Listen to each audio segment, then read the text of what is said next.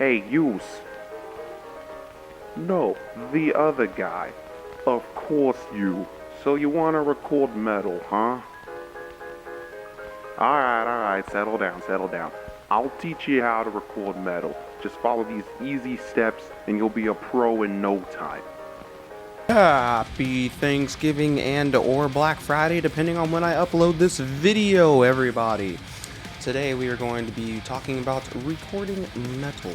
More importantly, just a quick tutorial on how to get a track from here to your computer. Today we are going to talk about making a metal track from scratch. First thing you're going to want to do is kind of make a checklist of stuff that you're going to need.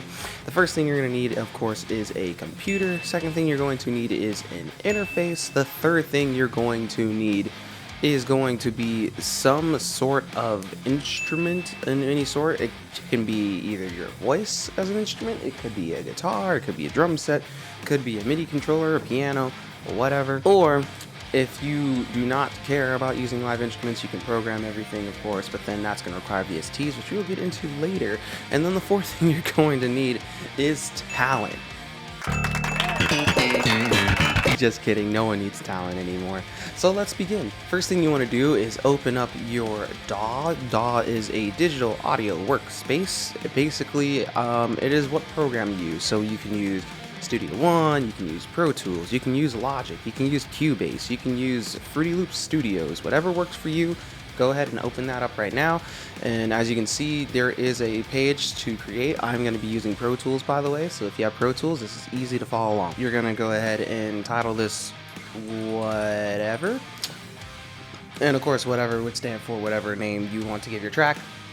What I normally do is my sample rate is 44.1.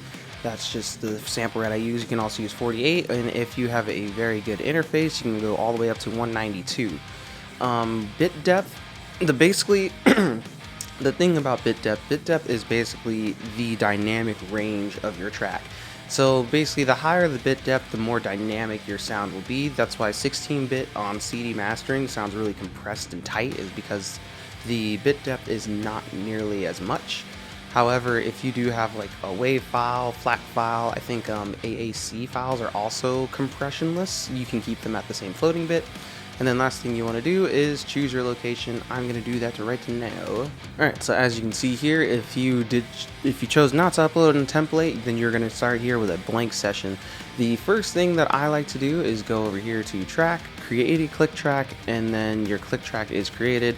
Basically, a click track, it's going to give you a time for when you are listening to the music. So right now my tempo is 120, so the beats per minute is going to go at 120, so it's going to click for that, and each one click, as you can see in here, the one click is actually going to be the 1, and the 2 click is the 2, 3, and 4. So it'll be like this.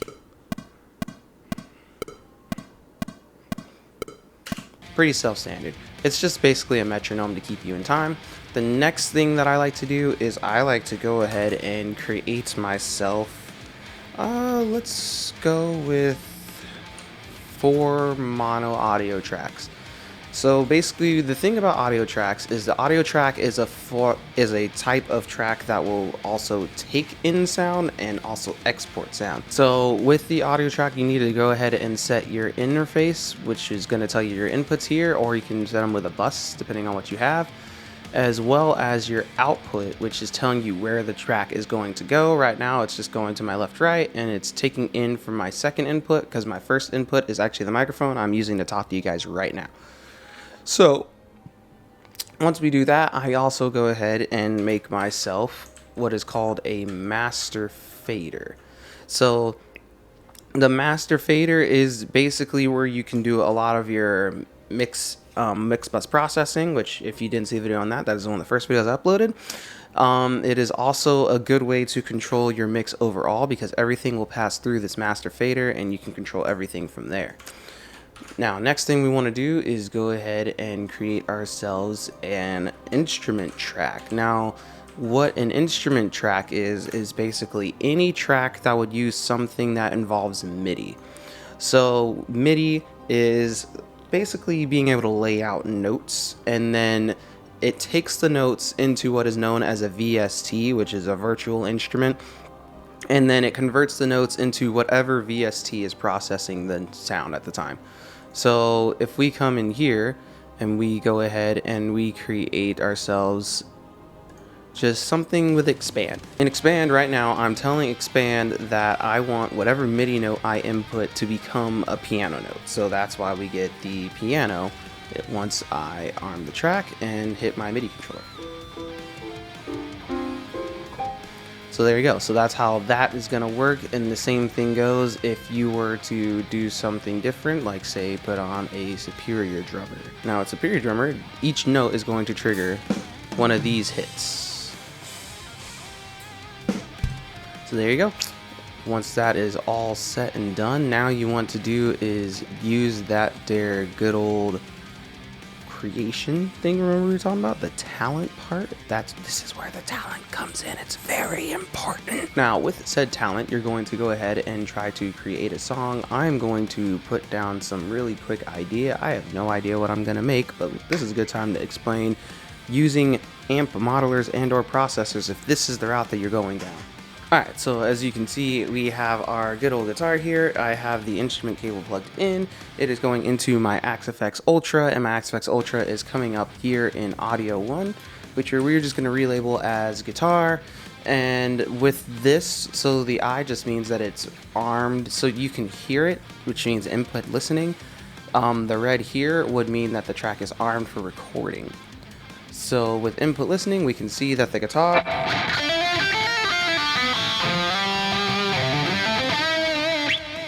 It's coming through just fine. We're all good. The only problem now is dealing with this thing. It's called input lag. So input lag is basically because I hit the note at a certain time, but it comes back to me through my speakers at a later time, giving you a slight sense of delay, which can mess with timing. So what I normally do to circumvent that is I actually go through my interface to get less latency. So here we have, as you can see, this is the software that controls my interface. It's the Yamaha UR44. With this program, you can see right here on track 1, that's where my microphone comes in, and over here on track 2 is where my guitar comes in. As you can see, it's muted. So if I just unmute it, I'll be able to hear it. And then with that, we can go ahead and start creating. Alright, so now that you've gone ahead and you created yourself a good old temp track, at least for your guitars, it's going to sound really rough at first, of course, because you don't have anything backing it up. So what I kind of came up with is just a little section that sounds like this.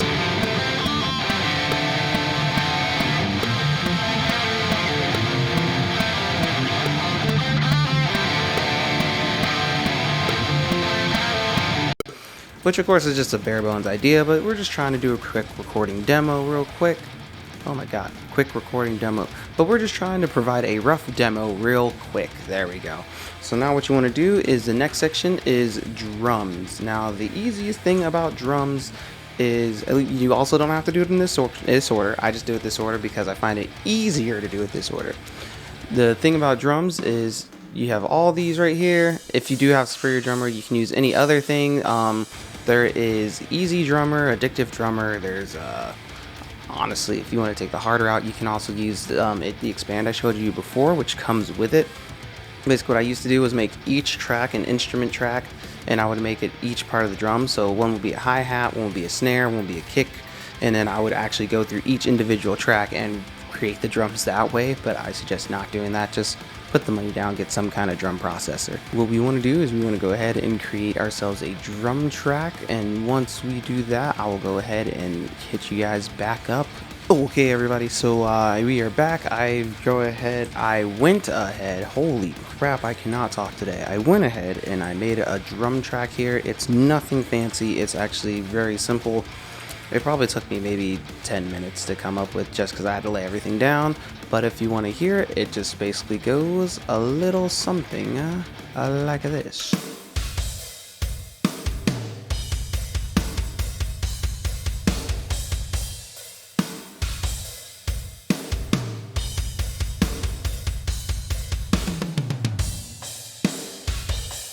See, easy, doesn't have to be anything fancy. Remember, we are only just trying to get what's in our head down on something, so that way if we ever forget this idea, we can come back to it and look at it and be like, aha!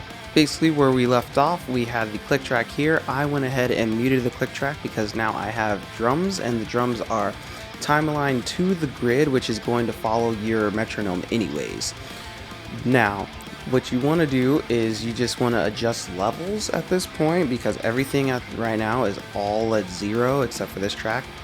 And what you want to do is just kind of balance everything so everything sounds a little even, and then you should be good to go. So let's do that. 1 hour later. That is basically how to go from having nothing from a session to creating a quick demo.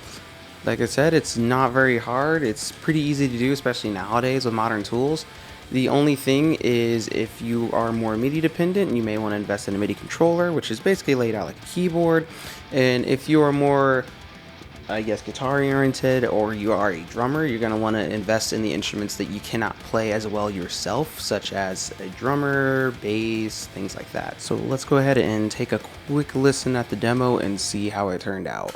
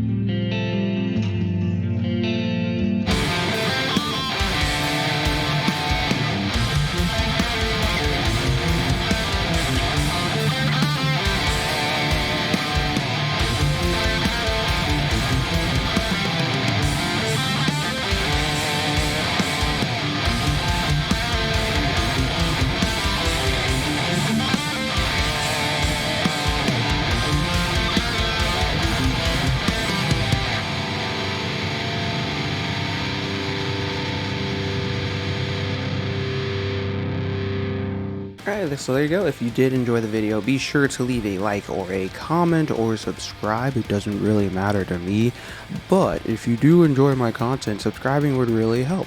That would be very much appreciated. You don't have to do it though. Also, I'm being very quiet because I have a lot of family here for Thanksgiving, and I'm not trying to blow their brains out or play super loud music, so please bear with me if this episode was a little unbearable. But it was short, so you can thank me later in the comments. I've been Howner64. If you want more demos like this, if you want me to go more on the explanation of what I did more in depth on this, I did want to make a quick overview video. Be sure to let me know somehow on the internet, on my social medias, on my band's social medias, whatever. But have a nice day, and hope you eat lots of turkey or something.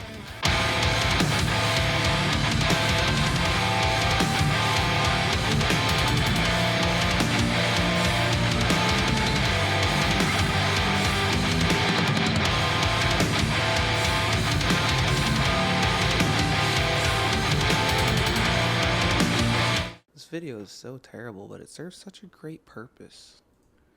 Wow.